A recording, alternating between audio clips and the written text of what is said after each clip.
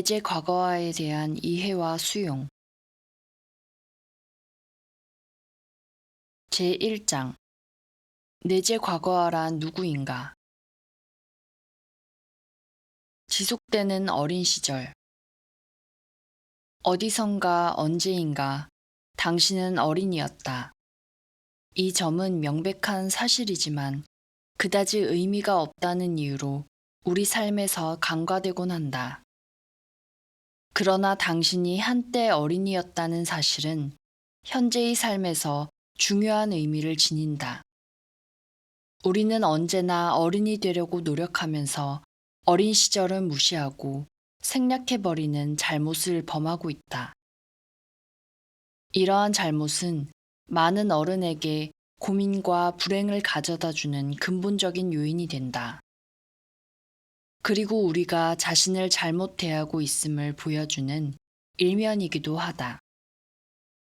당신이 현재 부유하든 가난하든 자신의 처지를 만족스러워하든 불만이 가득하든 가정주부이든 회사원이든 기혼자이든 이혼을 했든 감옥에 갇혀 있든 집에서 지내든 간에 한때 당신이 거쳐온 어린 시절은 까마득한 옛날 아득히 먼 곳에 묻혀 있는 존재가 아니다. 어린 시절은 지금도 당신 안에 자리 잡고 있다. 그리하여 당신이 하는 모든 일과 당신이 느끼는 모든 정서에 영향을 끼치고 있는 것이다. 어린 시절의 감정과 태도는 친구, 동료, 배우자와의 관계뿐 아니라 자녀들과의 관계에도 실제로 자주 영향을 끼치고 그 관계를 지배한다. 또한 당신이 일하고 사랑하는 데 지장을 가져오기도 한다. 그리고 피로감과 불안증, 극심한 두통, 위장장애의 주요 원인이 될 수도 있다. 한때 당신이 거쳐온 그 어린이에게 무슨 일이 생겼는가? 그 아이는 죽어버렸는가? 아니면 이미 자라서 낡은 장난감이나 덧버선, 썰매와 함께 내버려졌는가? 그 아이는 유기되었는가? 아니면 마침내 어디선가 잊혀서 결국 당신의 기억에서 아주 사라져 버렸는가? 문제를 불러일으키는 태도.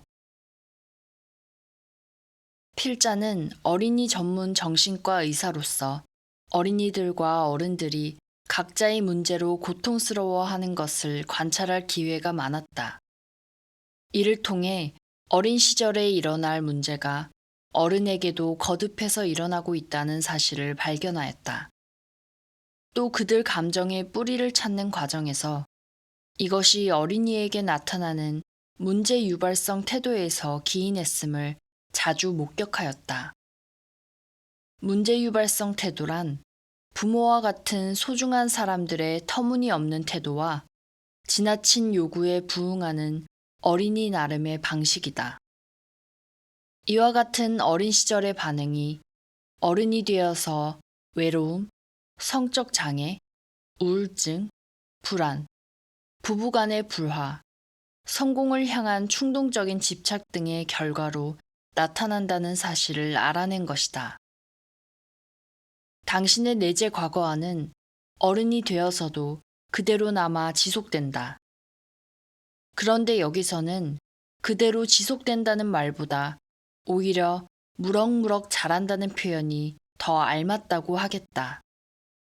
왜냐하면 흔히 이러한 내재 과거와는 마구 발버둥치고 고래고래 소리 지르고 말다툼을 벌이고 자기가 좋아하는 활동에 무턱대고 뛰어들고 좋아하지 않는 것은 피하려고 꿈을 대고 속이고 거짓말을 하며 다른 사람들의 생활을 뒤흔들어 놓거나 망쳐놓는 존재이기 때문이다. 내재 과거와는 당신의 성품 중에서 겁 많고 소심한 내성적인 면으로 나타날 수 있다. 좋든 싫든 간에 우리는 지난날의 정서적인 분위기에 묻혀 살면서 현재의 삶에 끼어들고 있는 어린이이기도 하고, 한편으로는 과거를 잊으려고 노력하면서 오로지 현재에 집착해서 살아가는 어른이기도 하다. 당신의 내재 과거와는 어른으로서 얻는 만족을 방해하거나 무산시킬 수도 있고, 당신을 난처하게 만들거나 괴롭힐 수도 있고, 병들게 할 수도 있으며, 당신의 삶을 풍요롭게 해줄 수도 있다. 당신은 내재 과거와를 어떻게 다루는가? 당신은 이미 이런저런 모습으로 내재 과거와를 다루고 있다. 당신이 살면서 부딪히는 많은 문제의 이면에 그 흔적이 엿보인다. 실제로 우리는 청소년기 이래로 각자의 내재 과거와를 나름대로 다루고 있다. 그렇지만 어린 시절이 어른인 당신에게 어떤 모습으로 계속 영향을 끼치고 있는지 이해하지 못한다면 성과 없이 지쳐버리고 끝내 좌절하게 될 것이다. 사람들은 대부분 이러한 어린 시절의 감정을 뿌리 뽑으려고 애쓴다. 자신이 어른답지 못하다고 자책하거나 경멸하면서 어린 시절의 감정을 부인하거나 무시하고 잊어버리거나 극복하려고 한다. 그러나 감정의 특성상 어린 시절의 감정을 묻어두는 것은 불가능하다. 만약 자신의 내재 과거와를 다루기 위해 노력하고 있지 않다면 갈등을 겪을 일도 없고 고통스러워하거나 고민할 필요도 전혀 없을 것이다. 실제로 그렇게 지내는 사람들도 있다. 그들은 어른으로서 살아가는 자신의 삶을 내재 과거와에게 내맡긴다. 그렇게 되면 다른 사람들과 맺는 관계는 물론 사회생활에서 심각한 갈등을 불러일으키는 것을 피할 수 없다. 예를 들어 소유권에 대한 개념이 전혀 없는 어린이가 있다고 하자. 그 어린이는 자기 관심을 끄는 것이면 무엇이든 다 가지려고 한다. 그런데 만약 어른이 되어서도 그런 식으로 행동한다면 결국 교도소에서 살아야 할 것이다. 자신의 내재 과거를 이해하고 받아들여야 한다고 해서 어린이처럼 충동적으로 행동하거나 발끈 화를 내도 된다는 것을 뜻하지는 않는다. 그런 사람에게는 제약이 뒤따라야 한다.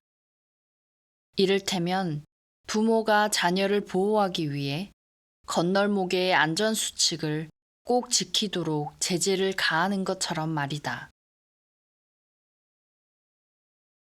문제의 심각성. 내재 과거와 현재의 어른 사이의 갈등이 심각한 정서적 파란을 불러일으킨 결과 대략 열의 하나는 정신병원에 입원하거나 의사에게 개인적으로 치료를 받게 된다. 그런데 이러한 갈등은 대부분 신체 질환 증세로 감춰진다. 일반 개업 의사들은 환자의 정서상 장애에서 오는 불평을 듣는데 진료 시간의 30에서 50%를 보내고 있다. 국가에서 병을 치료하기 위해 해마다 높은 비용을 들이는데도 사람들은 여전히 그 병을 앓고 있다. 사람들의 정서적인 특성이 제대로 파악되거나 적절하게 다루어지지 못하고 있기 때문이다. 몇 년 전만 해도 정신과 의사가 더 많이 배출되고 더 많은 연구가 진행되면 언젠가 이런 문제들이 해결되리라고 전망하기도 했다. 그러나 그 희망은 이루어지지 않았다. 이제 우리는 정신건강 분야에서 불행의 극변에 서 있는 셈이다. 정신과 의사 증가율이 인구 증가율을 따라잡지 못하고 있으니 임상 분야에서나마 발전이 이루어지기를 바라야 하겠다. 그런데 이 책에서 다루고자 하는 대부분의 문제는 전문적인 정신과 치료를 필요로 하는 사람들에게 해당하는 것이 아니다. 여기서는 정상적인 사람들이 일상생활에서 당면하는 문제들, 원인이 무엇이고 그것을 어떻게 다뤄야 하는지 깨닫는다면 스스로 해결해 나갈 수 있는 문제들을 다룬다. 자신의 내재 과거와에 효과적으로 대처하며 살아가는 요령을 깊이 이해할 때 갖가지 근심과 피로, 외로움과 내면의 공허함 등이 사라질 것이다. 또한 결혼한 부부들은 상대방의 요구에 충분히 응답하게 되고 부모들은 어린 자녀들이 장차 문제가 될 수 있는 태도에서 벗어나도록 도움을 줄 수 있게 된다. 이 책은 정서적 장애를 실질적으로 규명하고 이에 대처하는 방법을 독자들이 이해할 수 있는 말로 제시하려는 노력을 담은 책이다. 3가지 주요 개념. 당신은 이 책에서 중요한 개념 3가지를 발견할 것이다.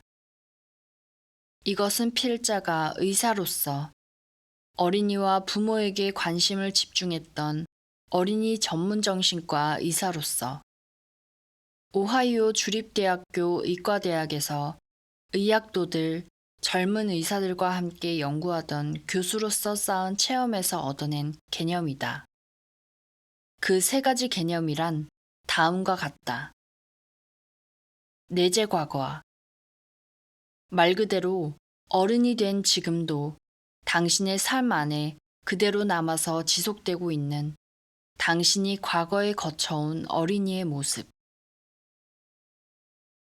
자신에 대한 부모 역할.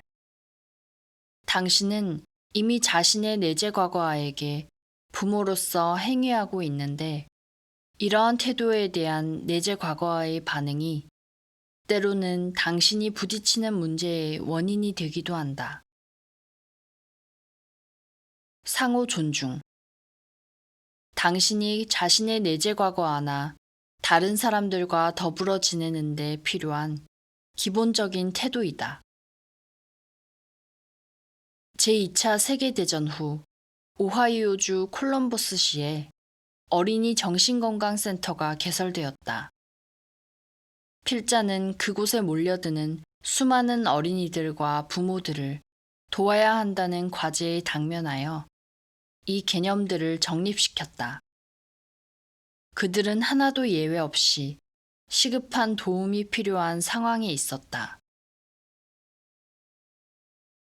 활용 가능한 개념. 콜럼버스시에서 필자를 찾아온 환자들은 대부분 성실하고 근면하며 교양이 있었지만 정서적인 장애를 겪고 있는 부모들이었다. 필자는 정신분석 위주의 심리요법이 그들에게 별다른 도움을 주지 못한다는 점을 알아냈다. 그들이 당면한 문제에는 그러한 치료법이 맞지 않았다. 또한 그들이 심리요법의 전문 용어나 기본적인 개념을 이해하지 못하고 있었을 뿐 아니라 그런 것들을 이해하게 되면 진료를 거부하는 경우도 있었기 때문에 별로 성과가 없었다. 게다가 심리요법은 너무 더디고 시간이 많이 걸린다는 단점도 있었다. 그래서 결국에는 지루한 정신분석학적 치료법과는 다른 어떤 방법을 고안해내지 않으면 안 되겠다는 생각이 들었다. 그렇다고 해서 정신분석학이나 정신분석학적 치료법이 성과를 낼 수 없다거나 성과를 내지 못한다는 뜻은 아니다. 그러나 이러한 치료법은 부적당할 때가 많다. 또한 환자가 감당해야 하는 시간과 비용은 제쳐놓는다 하더라도 숙련된 정신과 의사의 시간이 많이 낭비된다는 문제가 있다. 정신분석학자들을 훈련시키는 데는 시간이 굉장히 오래 걸린다는 점을 감안한다면 그들의 기술은 아주 심각한 정신장애를 겪는 사람들을 위해 유보해 두어야 할 것이다. 만약 프로이트의 정신요법 개념에 고집스럽게 집착한다면 빠르게 증가하는 정신적 질병의 발생을 줄일 수 없을 것이다. 필자는 이 점에서 일반 개업 의사들이 우리에게 큰 희망을 준다고 믿는다. 긴 수련을 거치며 환자 가족들과 친밀한 관계를 맺어온 그들은 정서장애를 초기에 알아내고 완화해 줄 수 있는 중요한 위치에 있다. 그들도 현재로서는 프로이트식 정신요법에 이론적으로 의존할 수밖에 없다. 하지만 이것을 효과적으로 원용하기에는 너무 번거로운 데다가 일상적인 체험과는 동떨어진 이론이라는 한계가 있다. 물론 더욱 실용적으로 진단하고 치료할 수 있는 수단과 장비를 갖춘 의사라면 만연하는 정서장애를 효과적으로 다룰 수 있을 테지만 말이다. 우리에게는 더 많은 정신과 의사와 심리학자, 그 밖에 숙련된 전문 인력이 필요하다. 그리고 더 많은 연구가 절실하게 필요하다. 또한 사람들을 괴롭히는 긴장과 불안이 왜 일어나는지, 어떻게 해서 일어나는지 충분히 알아들을 수 있는 쉬운 설명이 필요하다. 필자는 콜럼버스시에서 정통적인 프로이트식 정신요법 개념의 사용을 점차 줄여나갔다. 그리고 환자들이 자신의 정서장애를 이해하고 대처하는 데에 더욱 효과적으로 활용할 수 있는 개념을 발전시키려고 고심했다. 필자는 어린이뿐 아니라 어른 환자들도 다루고 있었다. 그래서 어린이들이 부모의 태도와 승강이 하는 것처럼 어른 환자들 역시 부모의 태도에서 여전히 영향을 받으며 옥신각신하는 모습을 자주 관찰할 수 있었다. 실제로는 부모가 더 이상 곁에서 뭐라고 하지 않는데도 부모의 태도는 여전히 맹위를 떨치고 있었으며 환자들은 계속해서 자신이 어린 시절에 대응했던 대로 이 태도에 반응하고 있었다. 이렇게 해서 어른에게 그대로 남아있는 내재 과거화란 개념이 생겨났다.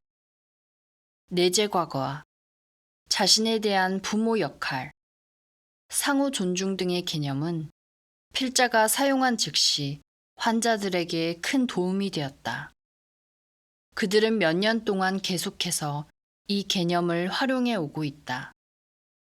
필자는 이 개념을 다른 사람들에게도 가르쳐 주었으며 성공적으로 활용되는 사례들을 지켜보았다. 많은 사람이 이 개념들을 빌어서 문제가 되는 자신의 감정을 이해하는 방법과 이에 대처하는 요령을 찾았다.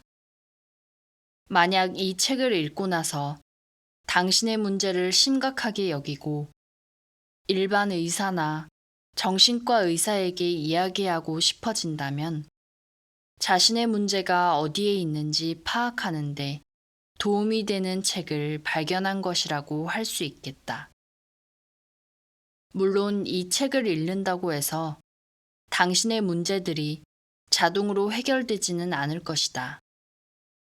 그러나 자신이 느끼는 고독, 불안, 극심한 갈등의 실제 원인을 파악하는 실마리를 얻을 수 있을 것이다. 그리고 당신 자신과 당신의 어린 시절에 대해 새롭게 살펴보는 안목을 기를 수 있을 것이다.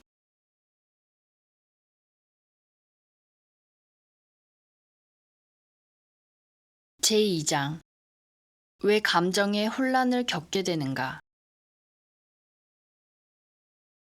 터무니없는 우리의 감정. 바람직하지 않을 뿐더러 터무니없기까지 한 감정이 우리의 일상에서 끊임없이 드러나고 있다. 가령 누군가가 옷차림을 칭찬하거나 추켜 세우면 우리는 도리어 수줍어할 때가 있다. 또 우리를 사랑하는 사람들에게 분노를 느낄 때도 있다. 아무 근거가 없는데도 가게 주인이 우리를 속였다고 생각하거나 이웃 사람이 우리를 두고 이러쿵 저러쿵 입방아를 찢고 있다고 의심하기도 한다. 또는 오래 고민하고 골라준 선물에 자녀가 시큰둥한 반응을 보일 때 몹시 화를 내기도 한다. 이와 같이 터무니없는 감정으로 인해 우리는 자주 당황하거나 죄책감을 느끼기도 한다. 그리고 언짢은 소식이라도 들으면 대개는 웃어넘기다가도 때로는 자신을 탓하기도 한다. 또는 자녀의 찌푸린 얼굴을 보고 마음 아파하기도 한다. 그런가 하면 사람들과 친분을 다지려고 애쓰는 중에 말실수를 해서 우정을 깨트리고 마는 경우도 있다. 또한 스스로 계획하고 소망했던 일들에 대해 몹시 슬퍼하거나 울적해야 할 때도 있다. 아니면 행복해하고 만족스러워 하면서도 애매한 한숨을 내쉼으로써 사람들을 혼란에 빠뜨리기도 한다. 우리의 감정은 이처럼 지나치고 격렬하며 불필요하거나 비현실적이고 온당치 못할 때가 많다. 그래서 이러한 감정과 이 감정을 불러일으키는 격한 고통을 감추려고 애쓴다. 그리고 우리를 곤혹스럽게 만드는 감정을 부끄럽게 여긴 나머지 부질없는 것이라고 말하며 이러한 감정을 갖게 되는 자신을 나무란다. 그런데 감정을 억누르거나 부인하려는 시도는 자신에 대한 불만이 더욱 커지게 할 뿐이다. 자책은 고독감과 소외감을 불러온다. 또 자신의 감정에 냉소적으로 대처하려는 노력은 반드시 실패로 끝나게 되어 있다. 그러한 노력으로는 본래의 자신으로 되돌아갈 수 없으며 마음의 안정을 찾을 수도 없다. 원치도 않는 감정을 제어할 수 없다는 점에서 자신이 정말로 무능하거나 유별나고 적응할 줄 모르거나 희망조차 없는 신경증 환자는 아닌가 하는 두려움을 느끼기도 할 것이다. 이러한 두려움에 대해 누군가에게 심각하게 이야기하자니 이를 더욱 그르치는 것처럼 생각되기도 할 것이다. 그래서 많은 사람들이 피로, 날씨, 일 같은 것들에 대해 그리고 친구들이나 고용주, 가족의 몰 이해에 대해 느끼는 자신의 감정을 나쁘다고 비난한다. 이러한 과정을 되풀이하면서 괴로워하는 가운데 자신이 혼자이며 사랑하는 사람들로부터 소외되거나 격리되어 있고 인생살이에 제대로 참여할 수 없다는 의식이 깊어진다. 혼자라는 감정은 우리 사회에서 가장 파멸적이면서도 공통적인 체험 중 하나이다. 실제로 우리가 느끼는 고독감은 대부분 자신을 대하는 태도에서 기인하는 것일 따름이다. 그리고 자신을 대하는 태도는 주로 어린 시절에 체험한 가족의 태도와 정서적인 분위기에 의해 형성된 것이다. 그렇다고 우리가 어렸을 때 훗날 뿌리 깊은 노이로제로 발전하게 될 정신적 충격을 체험했고 그것으로 고통을 받았다는 뜻은 아니다. 필자가 말하려는 것은 자신을 대하는 태도가 한두 차례의 정신적 충격을 체험함으로써 이루어진 것이라기보다는 가족들의 일상적인 분위기와 태도로 말미암아 굳어진 것이라는 점이다.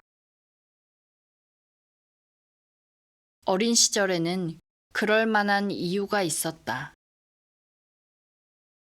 우리는 저마다 나름의 내재 과거화를 즉 어린 시절에 길러진 감정과 태도를 지닌 채 살아간다. 그런데 이러한 감정과 태도를 회상한다거나 식별해내기는 쉽지 않을 것이다. 왜냐하면 어린 시절에 대한 우리의 기억은 선명하면서도 모호하고 덧없이 사라졌다가도 다시 떠오르며 겉보기에는 일관성 없이 뒤죽박죽인 것처럼 보이기 때문이다. 당신은 아마도 이런 것들을 기억하고 있을 것이다. 이를테면 교회의 만찬 모임에서 커피를 잔에 넘치게 따르고는 당혹스러워 하시던 어머니의 모습, 파티에 차려입고 나갔던 옷, 별난 방식으로 벌을 받았던 일, 방 안의 장식, 다른 아이들의 장난감, 카우보이나 간호사에 대한 동경과 같은 기억 말이다. 그런가 하면 당신은 그런 기억에 대해서 그거야 제가 어릴 적에 있었던 옛날 일이잖아요. 라고 일축해버릴지도 모른다. 그러나 우리는 자신이 언제 어린이의 단계를 벗어났으며 언제 어른이 되었는지 기억하지 못한다. 내재 과거와는 그 모든 감정과 태도를 우리의 삶이 끝나는 순간까지 실제로 이어간다. 어른인 당신에게는 이러한 감정과 태도가 바람직하지 않고 납득조차 안 가는 듯이 보일지도 모른다. 그렇지만 어린이, 특별히 당신의 내재 과거와에게는 그리고 당신이 살아온 정서적인 분위기에는 그러한 것들이 싹틀 만한 이유가 있었다. 본질적인 차이점. 필자는 문제아동을 지도하고 진료하는 과정에서 부모의 태도가 각기 다른 연령층의 어린이들의 감정에 어떤 영향을 끼치는지 관찰할 기회가 여러 번 있었다. 어린이의 정서적인 혼란은 잠자리에 오줌을 싸거나 식사를 거부하거나 수줍어하거나 밝은 화를 내거나 까닭없이 다른 어린이를 공격하는 행동으로 나타나기도 했다. 그런데 어린이가 그런 반응을 보이는 데에는 부모의 태도가 중요한 요인으로 작용하며 부모가 태도를 바꾸면 문제가 되는 어린이의 행동도 대개 사라진다는 것을 알 수 있었다. 필자는 진료 과정에서 어린이가 스스로를 평가하려고 애쓰는 모습을 발견할 수 있었다. 어린이는 부모가 자신에게 보이는 반응으로 자신이 어떤 사람인지, 자신에 대해서 어떻게 생각하는지를 감지하곤 한다. 이러한 관점에서 어린 시절의 문제점이 싹튼다고 추정해 볼 수 있다. 또한 어린 시절에 가정에서 체험한 정서적 분위기를 되살리려 할 때 어른의 삶에서도 그 문제점이 지속된다고 생각해 볼 수 있다. 진료 과정에서 수많은 정신장애 어린이와 부모를 대하며 발병의 원인이 되는 부모의 특정한 태도, 즉 지나친 태도나 문제를 불러일으킬 만한 태도를 꼬집어낼 수 있었다. 그런데 이와 같은 태도는 어렸을 때뿐만 아니라 장차 자신의 내재 과거와의 감정과 부딪히며 살아야 하는 어른이 되어서도 문제가 되리라는 것은 거의 확실하다.